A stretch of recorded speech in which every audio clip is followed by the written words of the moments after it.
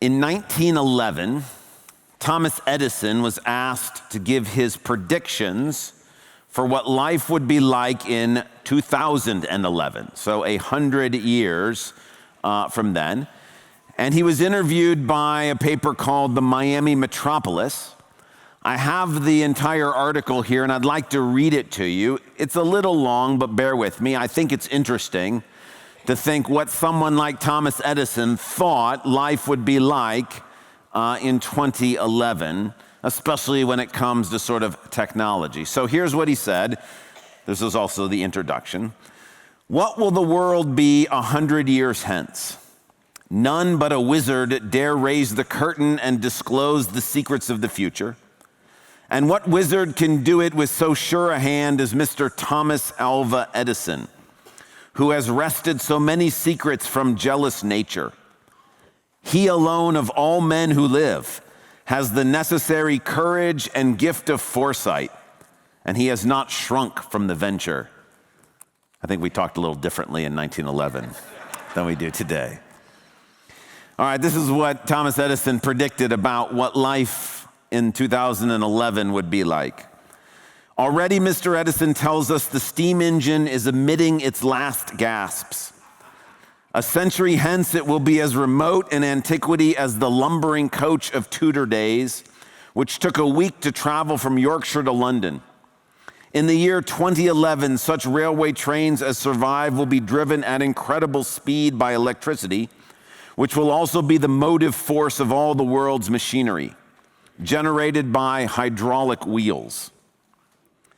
But the traveler of the future will largely scorn such earth crawling. He will fly through the air swifter than any swallow at a speed of 200 miles an hour in colossal machines which will enable him to breakfast in London, transact business in Paris, and eat his luncheon in Cheapside. The house of the next century will be furnished from basement to attic with steel at a sixth of the present cost, of steel so light that it will be as easy to move a sideboard as it is today to lift a drawing room chair. The baby of the 21st century will be rocked in a steel cradle. His father will sit in a steel chair at a steel dining room table. His mother's boudoir will be sumptuously equipped with steel furnishings, converted by cunning varnishes to the semblance of rosewood, mahogany, and any other wood her ladyship fancies. He really likes steel. Books of the coming century will all be printed on leaves of nickel, so light to hold that the reader can enjoy a small library in a single volume. A book 2 inches thick will contain 40,000 pages, the equivalent of 100 volumes, 6 inches in aggregate thickness. It would suffice for all the contents of the Encyclopedia Britannica, and each volume would weigh less than a pound. Already, Mr. Edison can produce a pound weight of these nickel leaves, more flexible than paper and 10 times as durable, at a cost of 5 shillings. In 100 years' time, the cost will probably be reduced to a tenth. Can you imagine the paper cut you would get from metal pages? All right, here's the big conclusion. More amazing still, this American wizard sounds the death knell of gold as a precious metal. Gold, he says, has even now but a few years to live. The day is near when bars of it will be as common and as cheap as bars of iron or blocks of steel. We are already on the verge of discovering the secret of transmuting metals, which are all substantially the same in matter, though combined in different proportions. Before long, it will be an easy matter to convert a truckload of iron bars into as many bars of virgin gold. In the magical days to come, there is no reason why our great sea liners should not be of solid gold from stem to stern, why we should not ride in golden taxicabs or substituted gold for steel in our drawing room suites. Now, when I hear these predictions, I actually think on transportation he wasn't that far off. The idea that, not using steamliners, electricity, and even the idea of airplanes, which of course had been invented by that point, but the fact that he could foresee the fact that, yes, there'd be more flying going on.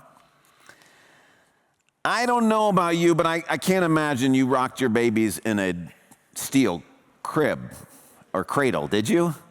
We didn't. It's interesting, plastics were invented in 1907. This was written in 1911, and Thomas Edison didn't foresee that there'd be so much plastic in our lives. He thought it was all going to be steel. I'm like, wow, you've gone all in on steel.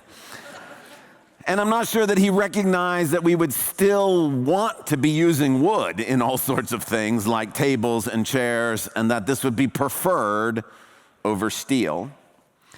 When I hear about like these little books that have lots of pages, I think, well, that maybe is a little like an ebook. Like, okay, I guess he was sort of seeing the fact that nobody's going to want to carry around volumes and volumes of books. But the fact that he has no concept of the digital revolution or computers or electronics or anything like that make me think this is probably not the strongest prediction. And then with gold, he seems to be way off. I don't know about you, but I've not driven around in gold cars or ridden on golden boats. And to my knowledge, we've not yet figured out how to change iron into gold. But the fact that he got any of this right just shows how difficult it is to actually predict the future.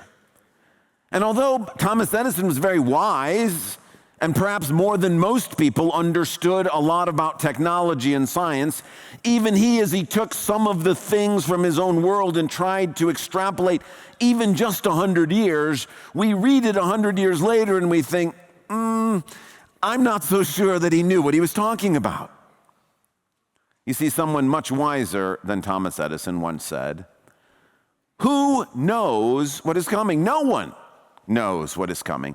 Who can tell someone else what will happen after them? This is Solomon in the book of Ecclesiastes, and Solomon is essentially throwing up his hands and saying, look, wisdom can do lots of stuff, but wisdom cannot tell you about the future. No one knows what's coming. Who could possibly tell another person or a society what is going to happen in the future? Now, this is our passage this morning. We're not going to turn there in Ecclesiastes. It's right there on the screen. We don't need to turn to it.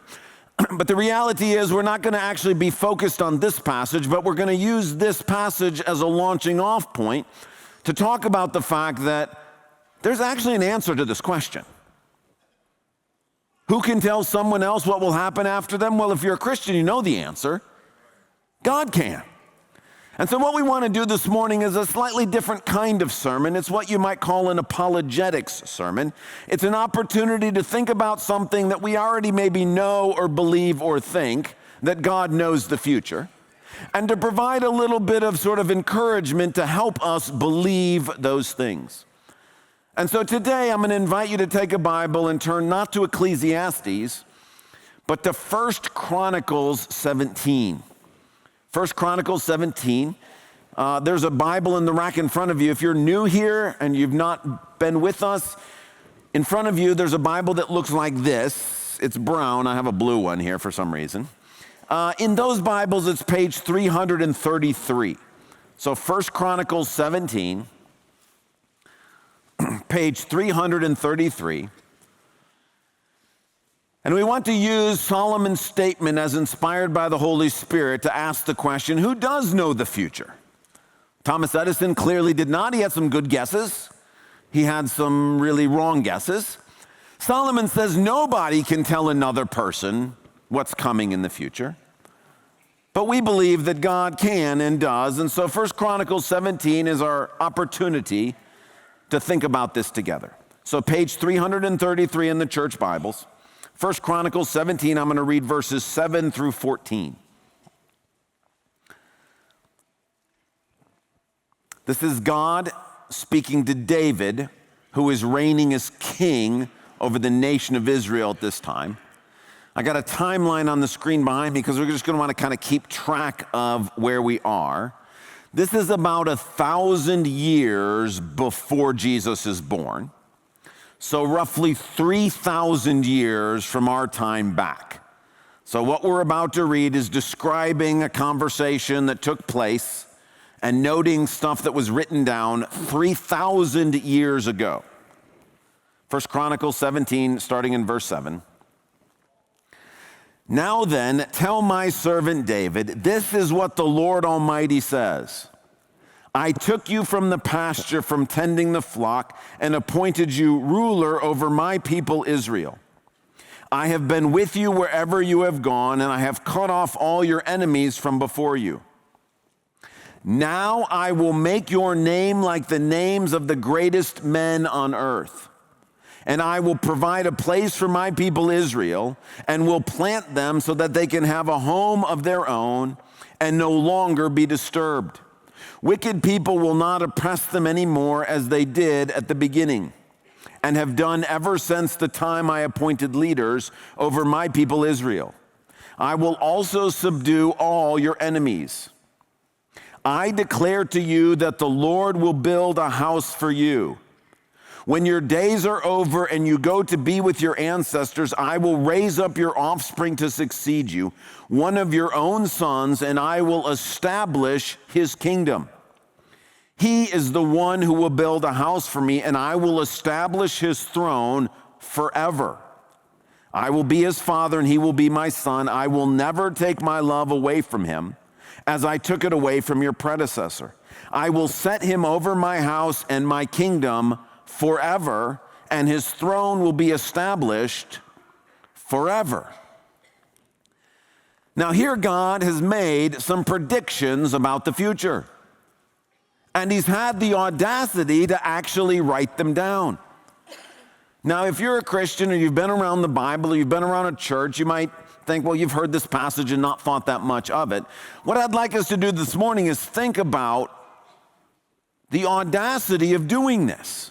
I mean, Thomas Edison 100 years ago was asked to write down some predictions. He wrote them down, and 100 years or 114 years after that time, we read them, and what do? We laugh. Some of it we think, oh yeah, that was pretty good. And some of it we just think, well, that's nonsense. I don't know anybody sitting around in steel chairs at steel tables with steel cribs or steel boudoirs.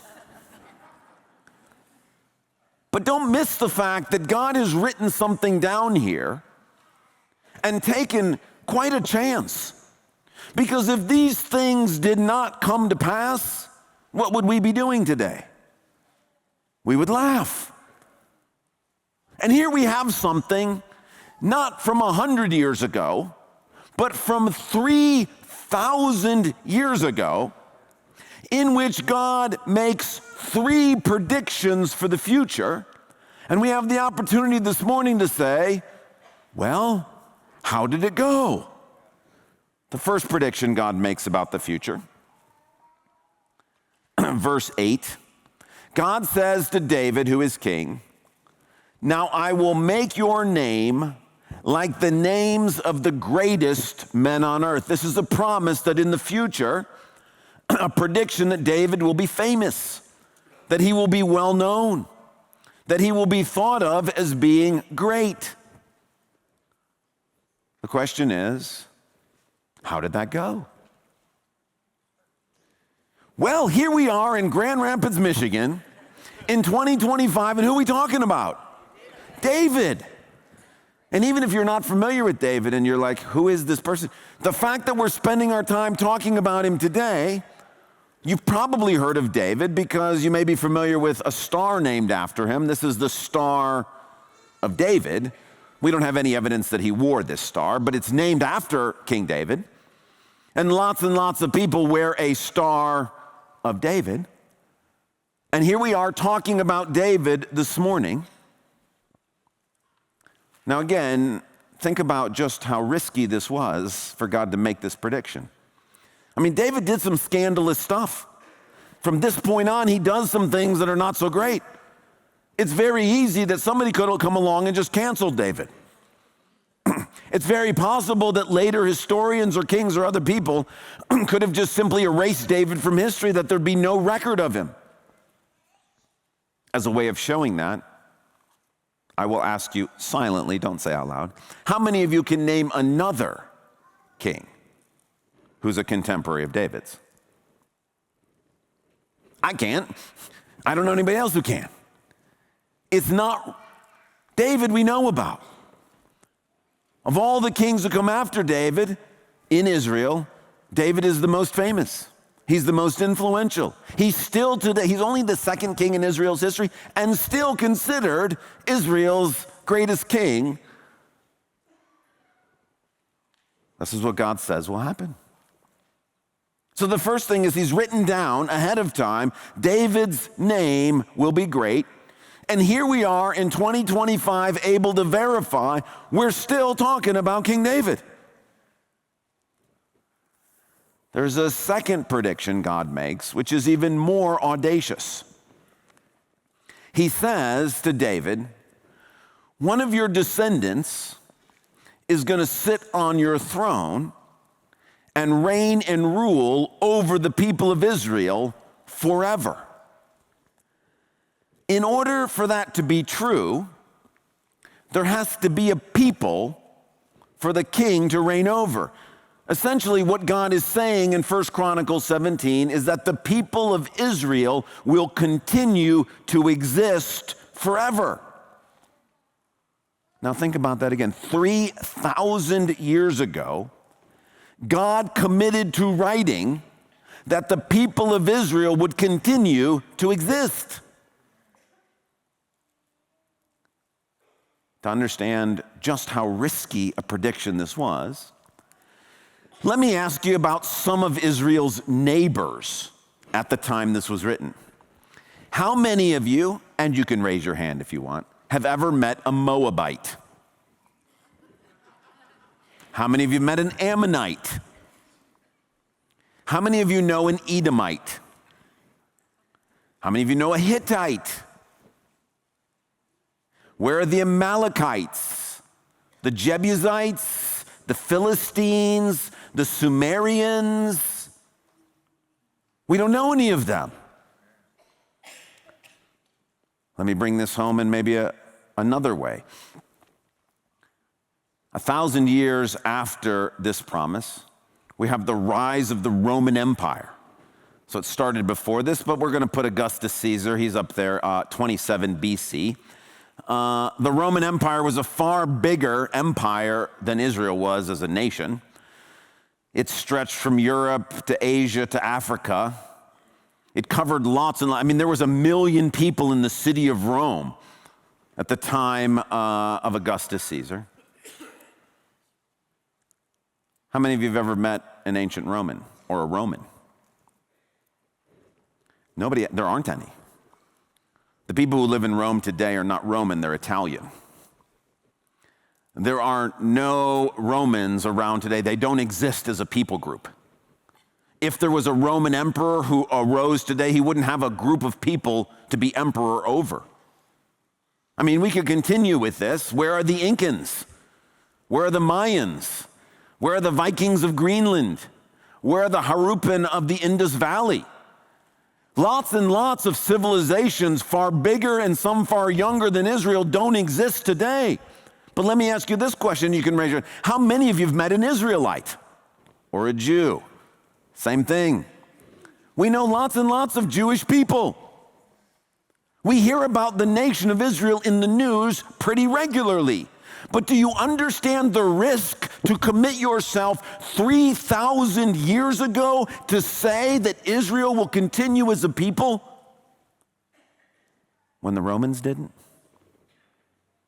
When the Moabites didn't and the Ammonites? There would have been lots of, if you had looked around the Middle East, if you had looked around the world and said, which civilization, which people group was most likely to still be here 3,000 years later? It's a huge risk to just pick Israel. But that's what God does. He promises they're going to continue to be here. Now, if he had said this about the Moabites, we would read this and go, well, that's wrong. He clearly didn't know what he's talking about. If he had said this about the Ammonites or about the Romans, we would be like, I guess we got to try to explain this some way. But he says it about Israel, none of us bat an eye. Even though for 3,000 years there have been a lot of people trying to extinguish the people of Israel. There's a reason why Romans don't exist and Ammonites don't exist and Amalekites don't exist. And people try to kill each other. They try to get rid of people groups. Civilizations die out. But here, 3,000 years ago, God wrote down on a piece of paper, no, Israel's going to be here. They're going to be here forever. That's a pretty bold claim. But in 2025, we can sit here and say, well, I guess he's 2 for 2. There is a third prediction about the future, which is even more audacious. And again, if you're familiar with the language, you might be like, oh, we just kind of read this passage. God says to David, you are going to have a descendant, meaning a biological descendant, who's going to reign on your throne forever. Now let's process that prediction together. Number one, there's lots of people in history who don't have biological descendants that make it past a generation or two. Do you know there are no living biological descendants of George Washington? He didn't have any kids. Do you know there are no living biological descendants of Abraham Lincoln? There were none, not surprisingly, of Adolf Hitler. No biological descendants of Henry VIII. He had 3 kids, but they didn't have any kids. There are no biological descendants of Julius Caesar. No biological descendants of Alexander the Great. He had 2 kids, but they didn't have any kids. It's very possible that God has put down on paper, no, David's going to have a kid who's going to reign forever. Some great leaders in world history don't have any biological descendants. Or even now, the Medicis of Italy, the Habsburgs of Austria, the Stuarts of Scotland, the Romanovs of Russia. None of those houses exist anymore. They had descendants, but there is no more house of Romanov anymore in Russia. It's gone. Here is God committing himself 3,000 years ago that David is going to have a descendant who's going to reign forever. Well, it was possible he wouldn't have any descendants at all. Or they would have only made it 100 years or 200 years or 300 years. Now, some of you may be familiar with some more recent genetic studies and go, well, didn't I read somewhere that almost all Europeans today have Charlemagne in their lineage? You probably did read that because it seems to be true. Charlemagne, who was the Holy Roman Emperor in the 7th century, lots of people who are European today have him in their ancestry. Because it's possible that, okay, if you don't have any biological sense, it is possible that some people have lots, and then you're like, well, David had lots of wives and he had lots of kids. Maybe it's not surprising that there's descendants of David still around today. That's true, except for the fact that God has also made this harder for himself. Because here, 3,000 years ago, he makes a prediction that David's going to have a descendant who's going to reign on his throne forever. But 400 years later, God makes another prediction about the future related to a man named Jeconiah, who is David's descendant. You see, the problem with David's descendant is we got to have the kingly descendant. Only one person can be king at a time. So the kingship has to pass from person to person. It's not just any biological descendant. And so David has a son who has a son, and the kingship passes from one person to one person down the line until it gets to a man named Jeconiah, who is a biological descendant of David and the rightful king of Israel. But this man is so wicked, and the people who came before him were so wicked, that God curses Jeconiah and says to him, you will never have a biological descendant sit on the throne of David. Well, now it feels like God has painted himself into a corner. We got a promise here that says we're going to get a biological descendant of David sitting on the throne forever. And the rightful king, who is Jeconiah 400 years later, now has another promise from God that he's not going to have a biological descendant sit on the throne. What do we do with this? Well, let's see how God worked this out. this seemingly impossible situation. Turn over, if you will, to Matthew chapter 1.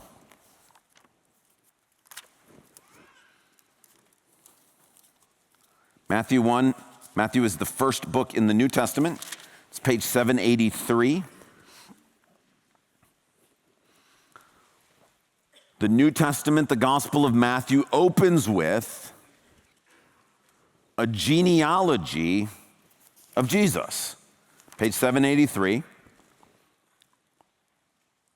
This is Jesus' ancestry, spelled out here, but in a very unique way. Start in verse 6, says Jesse was the father of King David. That's the guy we're talking about. That's the promised guy in 1 Chronicles 17. This is the one that God says to David, you're going to have somebody reign on your throne. So not only does there have to be a people, we got to have a king. And so we follow in Matthew the kingly line. Again, it's not just any descendant of David. The kingship passes from David to Solomon, not to any of David's other kids. And from Solomon to Rehoboam, and from Rehoboam to Abijah, and from Abijah to Asa, one person who becomes king. And we go all the way down until we get to verse 11. Josiah was the father of Jeconiah. Now here's the cursed king. So the kingship is passed all the way to Jeconiah. God curses Jeconiah and says, you are never going to have a biological descendant sit on David's throne. So now we got a problem. The kingship is stuck. It hits Jeconiah, and none of his kids can be king. Well, in verses 12 through 16, none of them are. Shealtiel, Zerubbabel, Abihud, they are all rightfully king, but there isn't any throne for them to sit on because Israel's in captivity. And so what God does in Matthew is he keeps track of who has the right to be king. And after Jeconiah, it passes to Jeconiah's oldest son, who passes it to his oldest son. And it passes down the line until it gets to a man named Joseph. He's mentioned in verse 16. Joseph is the one person on the planet who is the rightful heir of the throne of David. There's not hundreds of them, there's one person. There is one person who has the right to be king. Now, Joseph is a biological descendant of David, but he's also a biological descendant of Jeconiah. So although he is the rightful king, he can't sit on the throne. Well, it just so happens that Joseph gets engaged to a woman named Mary. Mary is herself a biological descendant of David, but not through Solomon. She's descended through Nathan, a different one of David's sons. Joseph, by definition, is descended from Solomon. This is his genealogy. He has to be because the kingship couldn't come to him otherwise. So here is a man who is the rightful king of Israel, who gets engaged to a woman who is a biological descendant of David, and who happens to be pregnant by the power of the Holy Spirit, so that when Mary gives birth to this son, Jesus, which is her firstborn, when Joseph marries Mary, he adopts her son as his, which makes Jesus Joseph's firstborn. So guess what Jesus gets by rights, but not by biology? The kingship. The kingship passes from Joseph to his son, who is a descendant of David and can now sit on David's throne.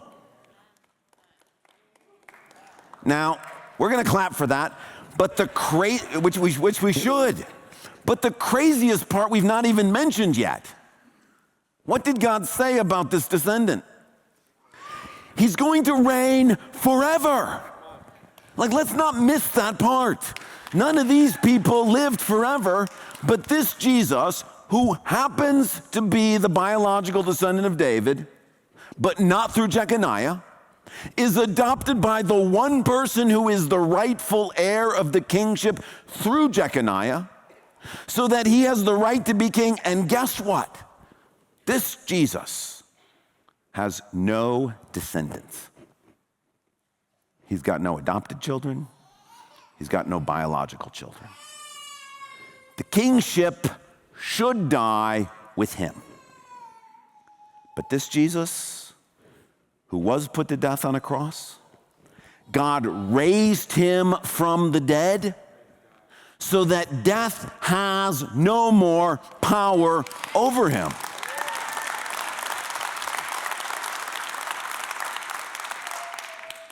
We have a king who can and will reign forever. Now, the fact that in 2025, there are people in this room, people all around the world that hear that story and go, yep, that's exactly right. Do you know the risk of writing this down 3,000 years ago? The reason why 1 Chronicles 17 doesn't elicit any laughter the way Thomas Edison, you can read what Thomas Edison wrote anywhere in the world today and they're gonna laugh. They're gonna think, yeah, he got a few things right. But no, my book is not made out of nickel. And no, there's not gold everywhere. But the crazy thing is we read 1 Chronicles 17 and everybody in this room, sane people, rational people, people all around the world of every different race and ethnicity go, David's name's gonna be great. Yep. Israel's gonna continue to exist as a people. Yep. Somehow there's gonna be a king who is a biological descendant of David, but not through Jeconiah, and that person's gonna be king forever and ever. Check. We can do this because God is not just predicting the future, God is in control of the future.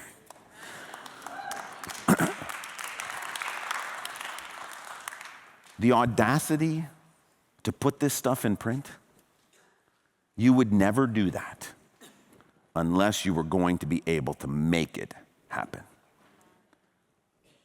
Thomas Edison didn't stick around to invent alchemy or whatever would turn iron into gold. He died. The reason why God's predictions for the future came out is because he's continued to make it happen. There have been countless people who have not wanted David's name to be great.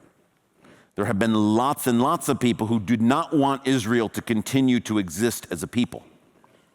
There have been plenty of people who did not want a messianic king to reign forever and ever on David's throne, but none of them could do anything about it because God is the one who's in control. So what do we do with this? Two things for this morning. Number one, if you're not yet a Christian, maybe you're exploring, maybe you're just trying to figure this out, maybe you've simply been coming to church for a long time, but you've never really thought this all through. Let me ask you to do one thing for me. I would love for you to consider, is there any other prediction in history, whether 3,000 years old or 300 years old, that you think we could do what we just did with that prediction?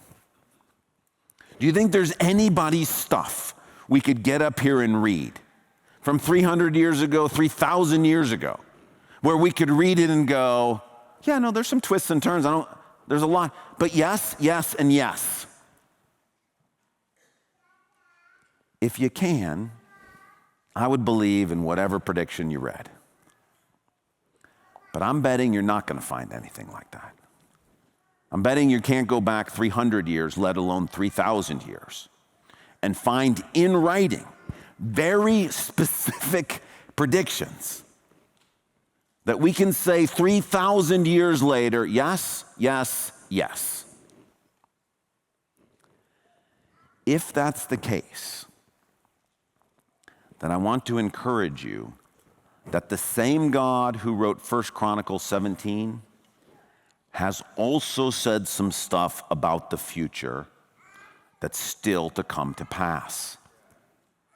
Meaning this king, the one person, the only person in the history of humanity for whom this can be true, who can actually reign on David's throne for 1,000 years, forever. This king God has promised will come back in the future. And that every person who has not acknowledged that he is the one messianic king, that he is the one rightful king, that 1 Chronicles 17 is about him, that every person who has not chosen to believe that this Jesus is Lord will be separated from him for eternity. It's what the Bible calls hell. It is separation from God. And God has predicted and promised that in the future this will be so. He has also promised that anyone who has placed their faith in this Jesus will experience the same thing Jesus did, which is at death would receive life, be resurrected so that death can have no more power, so that Jesus' kingdom will continue forever with you and I as part of it. If the God who made these promises in 1 Chronicles 17 is not just the God who's good at predicting the future, but the God who makes the future happen, then please consider that the future that is coming is going to come to pass. And today is the day to say, well, that's the one God that actually knows the future. You see, in the Bible, God's like, hey, look, you want to know who's God? You want to know if that guy's God or that guy's God or if these idols are God? Ask them to predict the future. That's why I don't have any problem challenging. If you can find somebody who can say these things about the future and be right, you should believe in them. But my encouragement to you this morning is this God has definitively on record written down lots and lots of things about the future. If you can believe him about those things, you should believe him about what's coming. And if you do, then you get to be part of what he's doing, as opposed to being run over by it. Second thing, about a month and a half ago, maybe 2 months ago, another wise person from our age, a very Thomas Edison-like person from the era we live in, also made some predictions about the future. Bill Gates, who's a lot like Thomas Edison for the age in which we live, was on Jimmy Fallon, which is not what Thomas Edison was on. On Jimmy Fallon, Bill Gates was asked to predict the future with regards to artificial intelligence. And what Bill Gates said, you can go and listen to the interview, is that his prediction was that in the future, humans will not be needed for most tasks. Then he goes on to talk about, well, maybe we'll still want like human baseball players or things like that. It's a weird quote, but this is his prediction for the future. Now, maybe you heard that, or maybe you've just been reading about artificial intelligence or other things and you're starting to think, man, I'm not sure about the future. Maybe you're thinking, I got to get a different career. I should not go into this field because AI is going to not need humans in this field anymore and I'm not going to be needed for this or that. Or maybe you're a student and you're like, I don't need to learn this material. AI is going to know all of that. I can just cheat and use AI now and I don't have to worry about learning this stuff.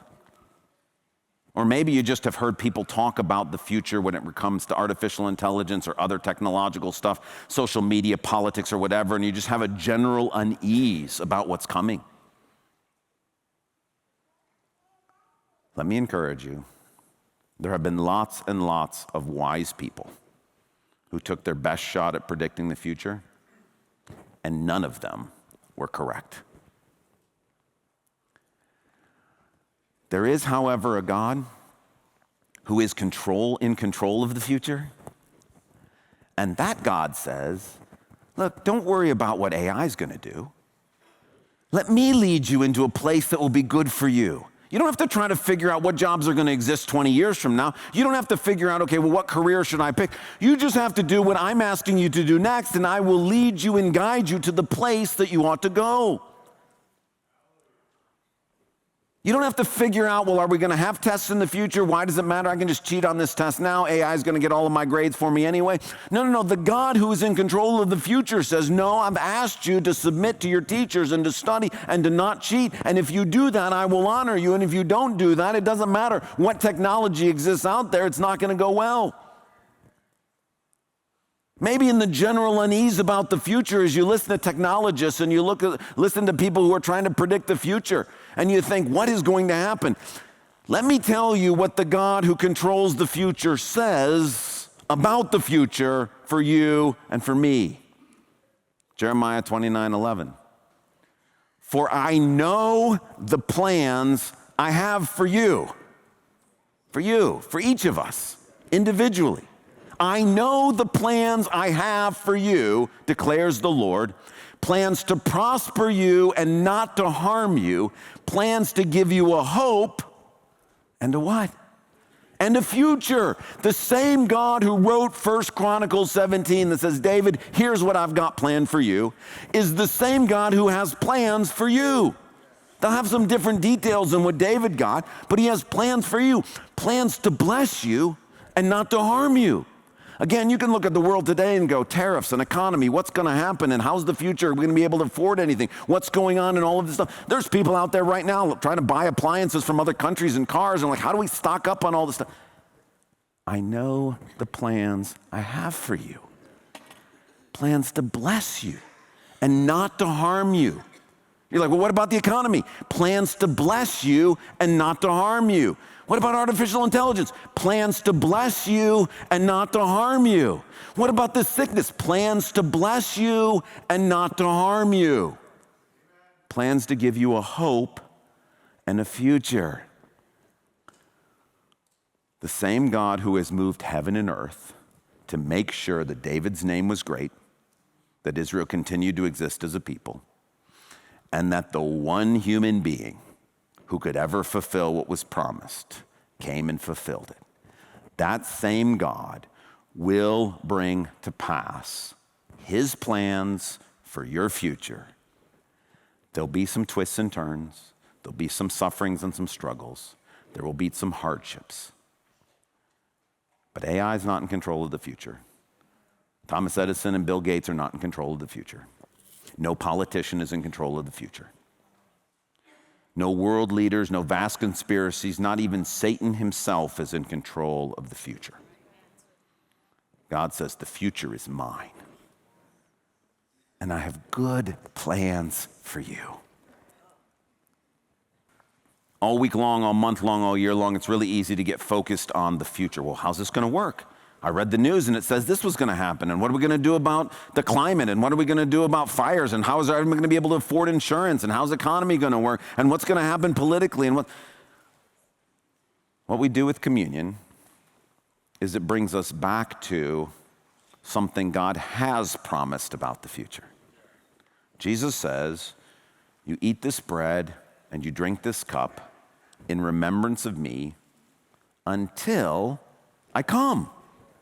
Communion is a reminder that there's still a portion of 1 Chronicles 17 that God is going to fulfill, which is the Davidic king is currently in heaven, and we're waiting for him to come back to earth to set up his kingdom that is going to last forever. It has been inaugurated, but not fully consummated, not fully established yet.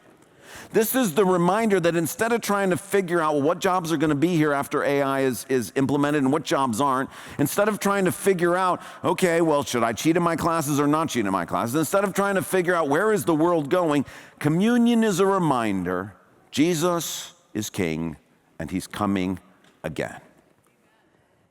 The plans you make for what you're going to do in the future should be based on that promise.